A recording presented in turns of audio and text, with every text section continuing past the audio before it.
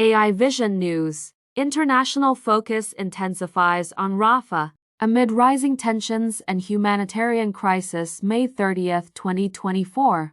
The world's attention is increasingly drawn to the southern Gaza city of Rafah following recent Israeli airstrikes that have sparked outrage and calls for international intervention. The phrase "all eyes on Rafah," which has gained significant traction on social media, underscores the growing concern for the residents of Gaza, who continue to face dire conditions. The slogan gained widespread attention after an image depicting the words, "All eyes on Rafah" ranged intense against a desert backdrop went viral. This occurred in the wake of Israeli strikes on Sunday, which led to makeshift shelters catching fire, resulting in the deaths of at least 45 people. The attack has intensified calls for the International Court of Justice (ICJ) to enforce its ruling for Israel to cease its actions in Rafah. Israeli authorities have stated that the strikes targeted and killed senior Hamas officials and suggested that the resulting fire may have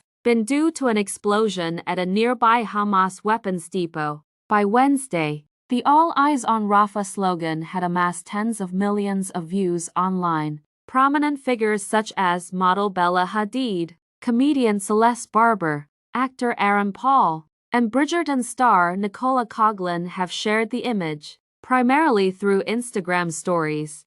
Mark Owen Jones, an associate professor of Middle East Studies at Hamad bin Khalifa University in Qatar, noted to NBC that the viral image, with its unusually symmetrical tent arrangement, appeared to be AI-generated. The image was originally posted by a Gaza resident on the platform X, where it garnered 7.1 million views by Wednesday afternoon. In an interview with Newsweek, the user described the image's impact as profoundly effective, highlighting its widespread sharing by celebrities and public figures. The phrase "all eyes on Rafah" is believed to trace back to comments made on February 14 by Rick Peppercorn, director of the World Health Organization's Office of the Occupied Palestinian Territories (OPT). Peppercorn warned of an unfathomable catastrophe if Israel were to fully enter Rafah, where 1.5 million displaced Palestinians are gathered.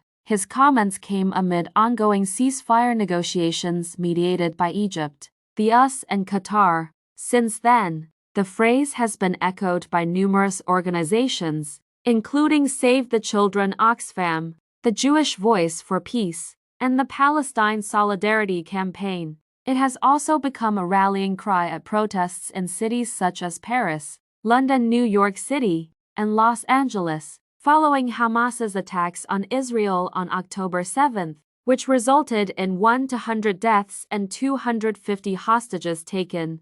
Israeli Prime Minister Benjamin Netanyahu stated that a victory against the militants was unattainable without taking control of Rafah, despite warnings of severe humanitarian consequences from ground operations that began on May 6.